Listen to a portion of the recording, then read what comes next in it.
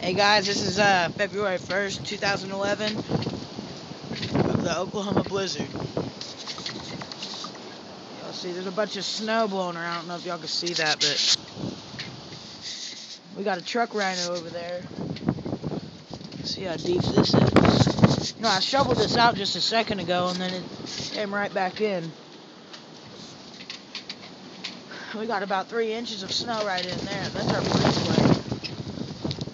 Y'all can tell how black it is snowed in.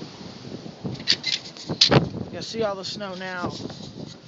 Y'all can see all that, how deep that is.